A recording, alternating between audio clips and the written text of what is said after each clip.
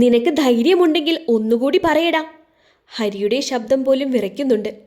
പുറത്തെ ഇരുട്ടിലേക്ക് തുറിച്ചു നോക്കി നിൽക്കുന്നവളുടെ തകർന്ന മുഖം അവൻ്റെ സർവ്വക്ഷമയെയും ഇല്ലാതാക്കിയിരുന്നു. ഞാൻ പറഞ്ഞതിൽ എന്താണ് തെറ്റ്? സീതേച്ചിക്ക് ഈ വീട്ടിൽ എന്തുമാകാമെന്നുണ്ടോ? കവൾ പൊത്തിപ്പിടിച്ച് പിറകിലേക്ക് നടക്കുന്നതിനിടെ തന്നെയാണ് അർജുൻ ചോദിക്കുന്നത്. ഹരിയുടെ മുഖത്ത് കാണുന്ന ദേഷ്യം അവൻ അന്ന് വരെയും കാണാത്തത്രയും വലുതായിരുന്നു. നിനക്കൊന്നുമല്ലേടാ തെറ്റ് പറ്റിയത്.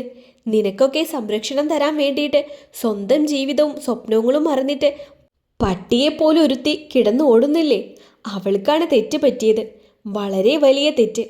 ഹരിയുടെ വാക്കുകൾ പല്ലുകൾക്കിടയിൽപ്പെട്ട് ഞെരിഞ്ഞു പോയിരുന്നു. ആരും പറഞ്ഞില്ലല്ലോ, സ്വയം ഹീറോയിസം കളിക്കാനല്ലേ? പറഞ്ഞു തീരും മുന്നേ അർജുനെ ഹരി ചുവരിൽ ചേർത്തമർത്തി പിടിച്ചു.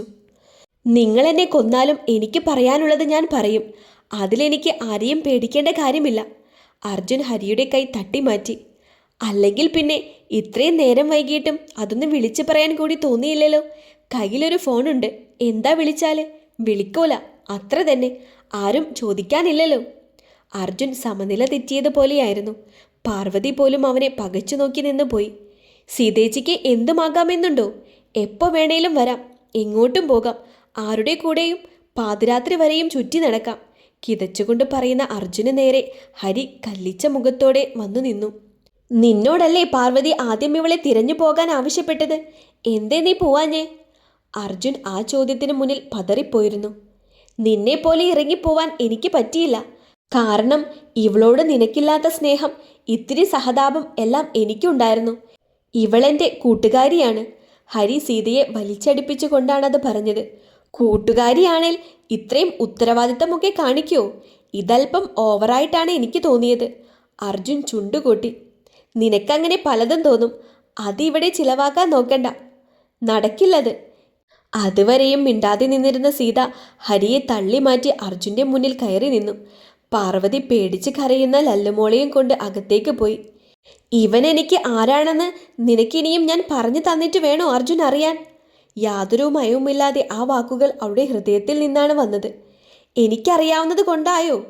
ഈ നാട്ടിൽ മൊത്തം എന്താണ് പറഞ്ഞു നടക്കുന്നതെന്ന് നിങ്ങൾക്കറിയോ? അർജുൻ വീണ്ടും ശബ്ദമുയർത്തി. നമ്മുടെ തള്ള ഒളിച്ചോടി പോയപ്പോൾ നിനക്ക് ശരിക്കും ബുദ്ധിയുറക്കാത്ത പ്രായമായിരുന്നു. ഞാനും ഇവളും കൂടിയാണ് നിന്നെ ഇന്നീ കാണുന്ന പരുവത്തിലാക്കിയത്. അന്നും നമ്മുടെ അച്ഛൻ മുഴുകുടിയൻ തന്നെയായിരുന്നു. ഇപ്പോൾ നീ ഈ പറയുന്ന നാട്ടുകാർ അന്നും പലതും പറഞ്ഞിട്ടുണ്ട്. അതിലൊന്നും തോൽക്കാതെ ഇതുവരെയും എത്തിയില്ലേ? എനിക്ക് നിന്റെ ഈ കുരക്കൽ വെറും പുല്ലാണ് അർജുൻ. അങ്ങേയറ്റം പുച്ഛത്തോടെ സീതയത് പറഞ്ഞു. അർജുൻ ദേഷ്യത്തോടെ മുഷ്ടി ചുരുട്ടി ചുവരിലിടിച്ചു. നിന്റെ വഴികൾ നേരായ പാതയിലല്ലെന്ന് എനിക്കൊരു ചെറിയ സംശയമുണ്ടായിരുന്നു. അതെൻ്റെ സംശയം മാത്രമല്ലായിരുന്നുവെന്ന് എനിക്കിപ്പോൾ മനസ്സിലായി. അത്രമാത്രം നിന്റെ മനസ്സിൽ വിഷം കടന്നു കൂടിയിരിക്കുന്നു.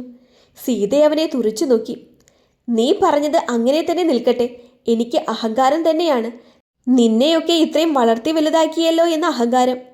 എനിക്ക് നേരെ തിരിഞ്ഞു പറയാൻ മാത്രം നീ വളർത്തിയെങ്കിൽ ആ അഹങ്കാരം ഇനിയും അങ്ങോട്ട് എൻ്റെ കൂടെ തന്നെ ഉണ്ടാകും. അതനുസരിച്ച് ജീവിക്കാമെങ്കിൽ മാത്രം നിനക്കിവിടെ നിൽക്കാം. അല്ലെങ്കിൽ എവിടേക്കാണെന്ന് വെച്ചാൽ ഈ നിമിഷം ഇറങ്ങിപ്പോയിക്കോണം. ഇനിയും നിന്നെ തീറ്റിപ്പോട്ടേണ്ട ആവശ്യം എനിക്കെന്താണ്? സീത അവന് മുന്നിൽ നിന്ന് കിതച്ചു. ഹരിക്ക് അവളുടെ അവസ്ഥ കണ്ടിട്ട് ശ്വാസം മുട്ടുന്നത് പോലെ തോന്നി. അവൻ്റെ കണ്ണുകൾ കലിയോടെ അർജുന് നേരെ കൂർത്തു. അർജുൻ ഒന്നും മിണ്ടാതെ മുറ്റത്തേക്ക് നോക്കി നിൽപ്പാണ്. മതിയായി. എനിക്കുമുണ്ടായിരുന്നു സ്വപ്നം, എനിക്കുമുണ്ടായിരുന്നു ജീവിതത്തിൽ ഒരുപാട് ആഗ്രഹങ്ങൾ. എല്ലാം ഇട്ടെറിഞ്ഞു പോയപ്പോഴും ആ വേദന ആരോടും പറഞ്ഞിട്ടില്ല ഞാൻ. എത്ര സങ്കടം വന്നാലും എൻ്റെ നെഞ്ചിൽ ഒതുക്കി പിടിക്കാനേ ശ്രമിച്ചിട്ടുള്ളൂ. ഞാൻ കരയുന്നത് കണ്ടിട്ടുണ്ടോ നിങ്ങൾ ആരെങ്കിലും? വിധിയെ പഴിക്കുന്നത് കണ്ടിട്ടുണ്ടോ നിങ്ങൾ? ഇല്ല, ഉണ്ടാവില്ല. എനിക്കതിന് ആഗ്രഹമില്ലാഞ്ഞിട്ടാണെന്ന് നിങ്ങൾ കരുതിയോ? സീത അടക്കാനാവാത്ത ദേഷ്യത്തോടെ അർജുനെ പിടിച്ചു തള്ളി. നിങ്ങൾ തോൽക്കാതിരിക്കാൻ, നിങ്ങൾക്ക് മുന്നിൽ ധൈര്യം പകരാൻ ഞാൻ സ്വയം എന്നെ തന്നെ പറ്റിച്ചു. സീത സ്ട്രോങ് ആണെന്ന് മിനിറ്റിന് മിനിറ്റ് പറഞ്ഞു നടന്നത് എൻ്റെ ഉള്ളിലെ പേടിയായിരുന്നു. ഞാൻ കൂടി തോറ്റുപോയാൽ നമ്മളെ മൊത്തം വിധി തോൽപ്പിച്ചാലോ എന്നുള്ള പേടി. പെറ്റമ്മ സ്വന്തം സുഖം നോക്കി പോയിട്ടും കുടിച്ചു കൂത്താടി അച്ഛൻ ജീവിതം ആഘോഷമാക്കിയപ്പോഴും തോറ്റുപോകാത്തവർ വീണ്ടും തോൽക്കുന്നത് കാണാനുള്ള മനക്കെട്ടി എനിക്കില്ലാതെ പോയി. തെറ്റാണ്, എൻ്റെ തെറ്റാണ്. എനിക്കിനി വയ്യ. എനിക്ക് ശ്വാസം മുട്ടൽ സഹിക്കാൻ വയ്യാഞ്ഞിട്ടാ. സീത തിണ്ണയിൽ ഇരുന്നു പോയി. കടുത്ത ആത്മസംഘർഷമാണ് അവൾക്കുള്ളിൽ നടക്കുന്നതെന്ന് ഹരിക്ക് മനസ്സിലാവും. അവൻ ചെന്നിട്ട് അവളുടെ തോളിൽ കൈയിട്ട് പിടിച്ചു. അവളുടെ അരികിലിരുന്നു. അർജുൻ പിന്നെയൊന്നും പറയാതെ അകത്തേക്ക് കയറിപ്പോയി. അവനെന്നെ സംശയമാണ് ഹരി. തകർന്നടിഞ്ഞ സീതയുടെ ശബ്ദം. ഹരി കണ്ണുകൾ ഇറുക്കി അടച്ചുകൊണ്ട് അവളെ ഒന്നുകൂടി ചേർത്ത് പിടിച്ചു. പിഴച്ചുപോയൊരു അമ്മയുടെ മോളാണെന്ന് ഓരോ ശ്വാസത്തിലും ഓർമ്മയുണ്ട് എനിക്ക്. ആ പേടിയോടെ തന്നെയാണ് ഞാൻ ജീവിച്ചിട്ടുള്ളതും. എന്നിട്ടും ഹരിയെ നോക്കി സീത പതിയെ ചിരിച്ചു. നിശബ്ദമായൊരു നിലവിളിയാണ് അവളുടെ ആ ചിരിയെന്ന് അവനോളം ആർക്കറിയാം. പോട്ടേടി, ഇതിനേക്കാളും വലിയ പ്രശ്നങ്ങൾ വന്നിട്ട് നീ തോറ്റിട്ടില്ലല്ലോ. പിന്നല്ലേ, സീതാലക്ഷ്മി സ്ട്രോങ് അല്ലേ? ഹരി അവളുടെ കയ്യിൽ തലോടി. ഒലക്കെയാണ്. സീതാലക്ഷ്മി സ്വയം കണ്ടെത്തിയ ഒരു പൊട്ടത്തരം മാത്രമായിരുന്നു അത്. സീതാലക്ഷ്മി തോറ്റുപോയിക്കൊണ്ടിരിക്കുകയാണ്. സീത പുച്ഛത്തോടെ ചുണ്ടുകൂട്ടി. അതൊക്കെ എന്തെങ്കിലും ആവട്ടെ, എനിക്ക് സീതാലക്ഷ്മിയെ എൻ്റെ അത്രയും വിശ്വാസമാണ്. അവൾക്കിനിയും തോൽക്കാതെ പിടിച്ചു നിൽക്കാനാകും എന്നതിലും എനിക്കൊരു സംശയവും ഇപ്പോഴുമില്ല. ഹരി അവളുടെ തലയിൽ ഒരു കൊട്ടു കൊടുത്തു. നിനക്ക് ടെൻഷനായോടാ അവനങ്ങനെ പറഞ്ഞത്? സീത അവനെ നോക്കി. ഇല്ലടി, അവന് ഭ്രാന്ത് കയറി വിളിച്ചു പറയുന്നതിന് ടെൻഷൻ കയറാനും തളർന്നു തൂങ്ങാനും എൻ്റെ പേര് സീതാലക്ഷ്മി എന്നല്ല, ഇത് ഹരിയാണ് പെണ്ണെ. കോളർ വലിച്ചിട്ട് കൊണ്ട് ഹരി അവളെ നോക്കി. ഓ, സീത ചുണ്ടുകൂട്ടി. ഞാനിനി എന്താടാ ഹരി ചെയ്യേണ്ടത്? നിരാശയോടെ സീത ഹരിയെ നോക്കി. നീയൊരു കാര്യം ചെയ്യ്. ഇത്രയും നേരം ഇരുന്നില്ലേ, ഇനി കുറച്ചു നേരം അങ്ങോട്ട് മാറി തലകുത്തി നിൽക്ക്. തീർത്തും നിസ്സാരമായി ഹരിയത് പറയുമ്പോൾ സീതയുടെ മുഖത്ത് ദേഷ്യം നിറഞ്ഞു. അല്ലാതെ പിന്നെ ഈ നേരത്തെ ഇനി നീ എന്ത് ചെയ്യാനാണ്? അവളുടെ ഒരു ചോദ്യം. ഹരി സീതയെ കളിയാക്കി. ചെയ്യാനുണ്ട്. അവൻ്റെ കാര്യത്തിൽ നമുക്കിനി ഒരുപാട് ചെയ്യാനുണ്ട് സീതേ. നീ ഒറ്റയ്ക്കാണെന്ന ചിന്ത ആദ്യം എടുത്തു കളയണം. എന്ത് തന്നെ ആയാലും നിനക്കൊപ്പം ഞാനുണ്ടാകും. നമ്മൾ തെറ്റായിട്ടൊന്നും ചെയ്യുന്നില്ലെന്ന ബോധ്യം നമുക്കുണ്ടായാൽ മതിയടി. എന്തിനാണ് മറ്റുള്ളവരെ കാണിച്ച് സർട്ടിഫിക്കറ്റ് വാങ്ങുന്നത്? സ്ട്രോങ് ആയ സീതാലക്ഷ്മി എന്നു മുതലാണ് അതൊക്കെ നോക്കി ജീവിക്കാൻ തുടങ്ങിയത്? ഹരി ചിരിച്ചുകൊണ്ട് ചോദിച്ചു. സീത അവനെ നോക്കി ചിരിച്ചു. ഭ്രാന്ത് കയറി അർജുൻ പറഞ്ഞതൊന്നും മനസ്സിൽ വെച്ചേക്കണ്ട. ആരെന്ത് പറഞ്ഞാലും യാതൊരു കൂസലുമില്ലാതെ സ്വന്തമായുള്ള നിലപാടിൽ ഉറച്ചു നിൽക്കുന്ന എൻ്റെ ആ പഴയ കൂട്ടുകാരി തന്നെ മതി എനിക്ക് ഇനിയും. അങ്ങനെയായാൽ മതിയടി നീ. ഹരി സീതയെ നോക്കി കണ്ണടച്ച് കാണിച്ചു. അവൻ്റെ കാര്യത്തിൽ എനിക്ക് നല്ല ടെൻഷനുണ്ട് ഹരി. സീത അവളുടെ മനസ്സിലെ ആശങ്ക മറച്ചു വയ്ക്കാതെ ഹരിയോട് പറഞ്ഞു. എനിക്കറിയാടി, പക്ഷേ ഇപ്പോൾ നടന്നതിനെക്കുറിച്ച് നീ ഇനി അവനോടൊന്നും പറയാൻ പോവണ്ട. അവൻ്റെ മനസ്സിൽ ആരോ ഇട്ടുകൊടുത്ത വിഷം ഒരവസരം കിട്ടിയപ്പോൾ അവൻ നിനക്ക് നേരെ ചീറ്റി. അങ്ങനെ കണ്ടാൽ മതി.